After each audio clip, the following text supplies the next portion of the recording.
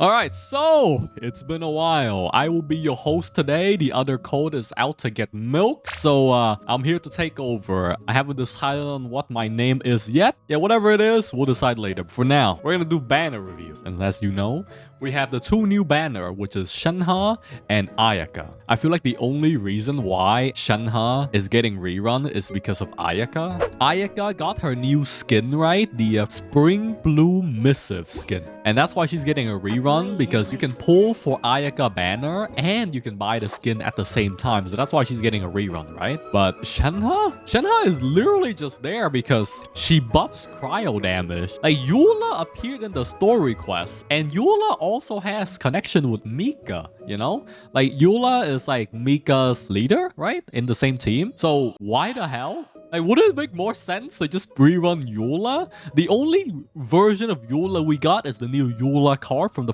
TCG, right? Tragic. I guess it is Shenhe's first ever rerun, so I guess we will take it. But I feel like most people are just gonna pull on this. If you don't have both Shenhe and Ayaka, and you wanna pull a Shenhe to buff your Ayaka, I don't think that's worth it. A Shenhe C0 solo is like a better buffer than the other buffer you have, which are 4 stars, especially in Ayaka teams. Yeah, I feel like Ayaka rerun didn't need to come this early. Ayaka was literally the one with the, I don't know, 365 days banner or some shit. I wish MiHoYo do more skins. Like, they can honestly do another skin or another costume every patch or so, right? If they want it. Because we get like a costume every half a year or some shit. Aside from that, so as you guys have known, my Ayaka and Shenhe is built, but not a lot. Like, I rarely use Shenhe. She's level 80 still. C0, Favonius Land. She has like 3k attack and 170 ER-ish, which isn't like ideal. I don't really use her as much, but she is there. And then we have Ayaka, right? My Ayaka is the weirdest Ayaka because, okay, I'm still C0, 10 level 8. I have Refinement 1 Mist-Splitter, 2000 attack, but I have like 190 energy recharge. Because like, there's no way you would need this much energy recharge on Ayaka. I just don't have anything else, so that's why my build is like that on her. Like, she's just like an ER Ayaka, right? Like, she ults every single rotation, even if I mess up. Like, that's my damn Ayaka build. It's turbo fancy, is it not? And the crit rate is low, doesn't matter, because you get 40% crit rate from here and 15% crit rate from cryo resonance by using double cryo characters, right? So double ice character gives you 15 crit rate. This artifact set gives you 40 crit rate, so that's 55. 55 plus 36 is like 91. Yeah, that's enough crit rate, right? That's literally enough crit rate. Yeah, I am using ER Sands on her because I don't have anything else that's good. So it's good enough, right? It's not like the highest damage, but it's a pretty, you know, funky, fancy build that no one runs, yeah? We know that Diano is like a solid healer and shielder, right? You just build her triple HP or HP healing bonus, and that's it, right? You run her on Noblesse if you want her to attack buff. I run her on HP healing bonus on Favonius Bow, and I have her on 30 crit rate, 200 ER, 31k HP almost. Like, her job is just to heal and shield, right? The attack buff is from the Noblesse, and the Elemental Mastery buff is if you have Constellation. So it doesn't really, you know, it does affect, but I don't think it's like it matters that freaking much, yeah? So for Diano, I think the best comparison is always like Diano comparison versus Layla, right? My Layla, I run her on Tenacity Blitzstrayer, I run her on Primordial Jade Cutter, and I have her on like 41,000 HP, 96, 161. If I have Layla on the team, I think her attack goes up as well. If I were to swap Layla in here, the Jade Cutter will take effect, so she has 2,300 attack almost. I run her on HP, because I wanted Layla to be like a full-on shielder with some damage, and she does like 3,000 on E and like 8,000, 9,000 on the ult hit, so it's okay, it's good enough. It is with max constellation and shit. Like, her C6 really improved her damage by a lot. But I think, yeah, the main comparison that people want to know is, yes, Layla does shield stronger than Diano for sure. And she does do more damage, but she doesn't heal, right? Diano also generates a lot more energy a lot quicker than Layla. So the comparison between the two, honestly,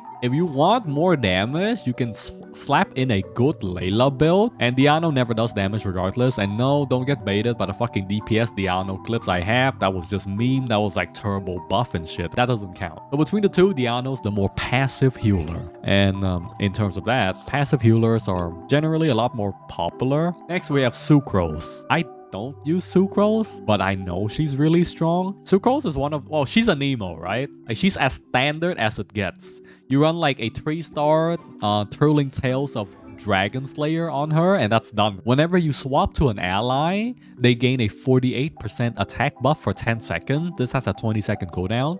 So you literally just run Thrilling Tales, and then you use Sucrose and you slap her on like a 4-piece VV set, which I can show the set effects here, I think.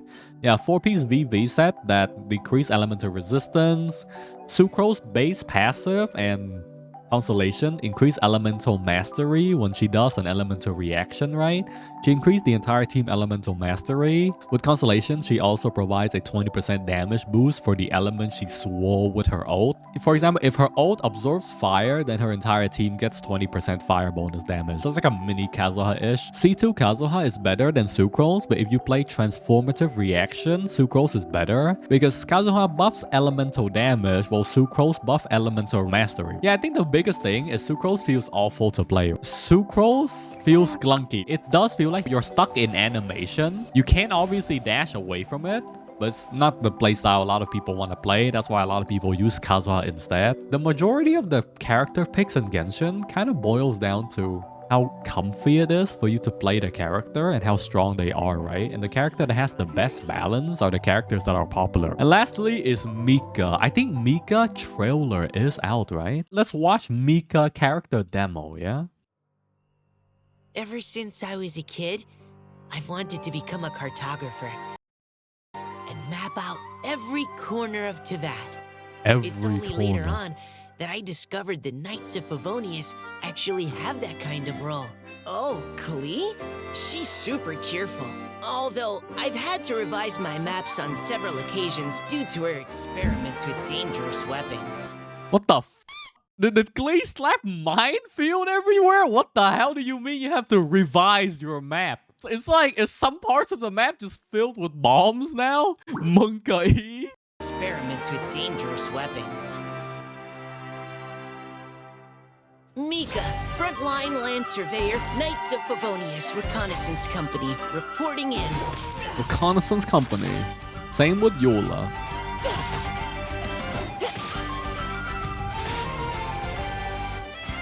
Final warning. Wait, is that? That's Diano mechanic, right? The auto aim.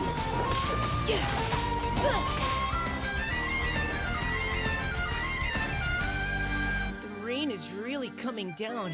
I hope it won't get too muddy out here or I'll need to help everyone clean their boots.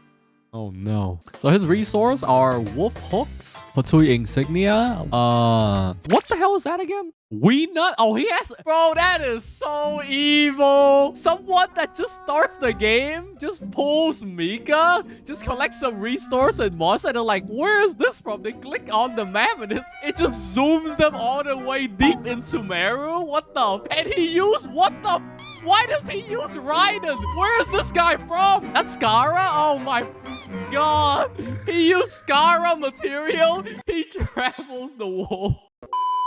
Talents. Okay, arrow passage comes out with 5 strike, alternating between crossbow and polearm. That's kind of cool. So he's like half range, right? I do think that MiHoYo has been getting really good with attack animation, right? Like, okay, I know, yeah, Dia has her punch that never hits. Alhaitham has the wave shock attack. So is Layla and shit, right? Layla shoots out a little star on her auto attack. Yeah, we get good attack animation, but none of the character that has fancy attack animation does damage using normal attack, which is I mean, Alhaitham does damage. You don't normal attack with shit like Candid this, or what's a cool example? Oh, Shenhe, but like literally, why the f would you auto attack with Shenhe? Unless I guess you run her with Chongyun, stuff like that. Zhao normal attack. Oh, true.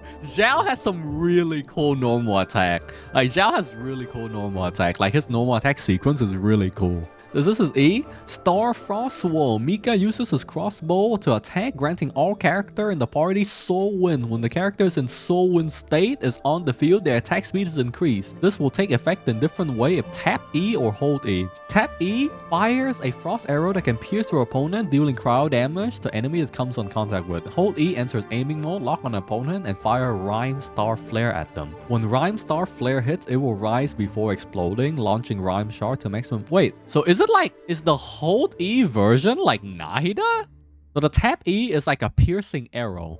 It's more like Tonari. It says locked on, right? It drops four elemental particles, so that's quite a lot. Diano is 5, right? That's 4 cryo particle and then 3 Favonius particle. Yeah, that's 4 cryo and then 3 Favonius. 4 particles would mean the cooldown is around 15 to 20 seconds though on his E. Unless I'm wrong, because MiHoYo usually put the cooldown and the particle gain the same, right? So if the cooldown is like 6 seconds or below, it drops 2 to 3 particle. If the particle is 4 to 5, then the cooldown is usually 15 to 20 seconds. So, I guess you can't use that as much. This is ult, right? Derives the ability to spur his teammate. Oh no, that's just flavor text. Regenerating HP of all allies. This healing is granted based on Mika's max HP and will grant the Eagle Bloom state.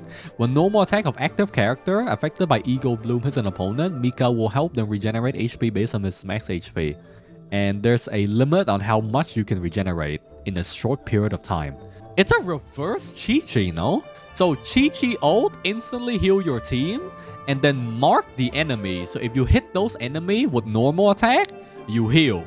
This is a reverse Chi-Chi, which means you press his ult to instantly heal your team, but you don't mark enemies. You have a buff on yourself, so you mark yourself. So when you hit enemies, it's literally a better Chi-Chi ult. Because for Chi-Chi ult, if you mark an enemy and then you kill the enemy, the mark is gone. But it's a 4-star. Yeah, we'll see how high his numbers are. So his kit so far is you probably like press E with Mika to generate energy and proc Favonius. And because his ult scales with HP, I swear to God, I bet Mika's E doesn't scale with HP. It's gonna be some shit like Kokomi, where her Kokomi jellyfish scales with attack, but her ult and normal attack scales with HP. Yeah, so that's really passive talent. Suppressive barrage. Per the following circumstances, Soul Wind state caused by Star Frost Wall will grant the character the detector effect, granting physical damage increased by 10% when you hit 1, 2, or 3. If Frost Arrow hits more than one opponent, you generate 1 stack. If Rhyme Star Shard hits an opponent, it will generate 1 detector stack.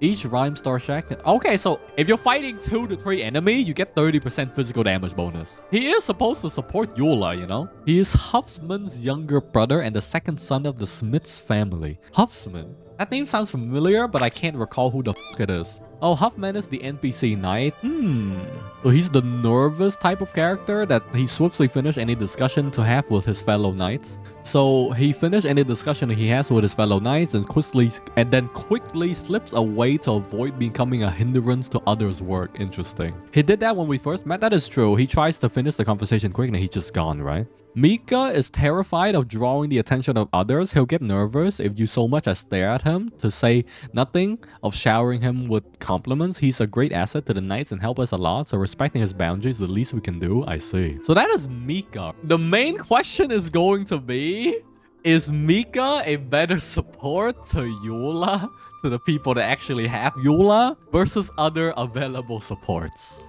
My hunch is no. I think for both banner, honestly, I would pull the Ayaka banner. I can imagine you're running like Ayaka, Diano, Sucrose plus a Hydro, and that's a team. That's a good team. Once again, getting a C0 Shenhe, I don't think she realistically improved your Ayaka team more than just the 4-star supports, unless you really like Shenhe. But I do think that Shenhe is a very hot design character. So the main problem with Shenhe is like, she doesn't apply enough cryo off-field. Like, yeah, we know her buffs are good, are decent, but if you run Shenhe and Ayaka, you need another cryo to generate energy for you. Because I don't think Ayaka and Shenhe can generate their ult by themselves. Talking cost-wise, I would never pull an Ayaka with a Shenhe if I don't have both of them. But if I have enough currency and I like the character, I'll get both. So, this is the panda speaking, okay? This is not me speaking, but I think I wouldn't pull both of this banner. I would wait for no particular reason at all. I just think I would wait. I don't think this banner is that good that I will pull right now. I will wait. Okay, yes. So for the weapon banner, we have Favonius Bow that can be used for Diano, Sacrificial Sword, which is good for Xingqiu, Favonius Lance, which is used for Mika, the Bell, which is used for... Well, not really. Main thing is Mist-Splitter and Calamity Queller, right? Calamity Queller is just a stat stick for attack percentage. It has very high base attack, and it has an attack percentage passive or something as well. Since Shenhe buffed cryo damage of ally based on her attack, but I would still run Favonius because of energy problems, right? Sometimes it's not worth pushing the final damage if you can't consistently do your damage rotation, so I would just run for the energy recharge spear instead. For Mist-Splitter, it is one of the best, if not the best sword in the game, especially for Ayaka, since Ayaka can trigger all 3 stacks of the sword. For the sword effects, you activate the effect by doing elemental damage with your normal attack, casting elemental burst, and when your energy is 0. So what you do on Ayaka with this sword is that you press E, you normal attack one time, and you hit ult, right? So you get like the energy back as well as the ult animation and the full damage bonus. It's a really good sword, but the banner is kind of rough for sure to pull, right? I don't think it's worth the pull. Once again, I would wait, chat. I have no idea why we would need to wait, but I would say we would need to wait. Yeah, I am clueless. Well done, that'll be all the news Need a moment report. to quickly take down some notes. No sucrose. Well then, that'll be the end of this little news report banner reveal with little panda code. I'll see you guys next time. Maybe the other code will come back from grabbing milk. I don't know. He'll be back one day, I think.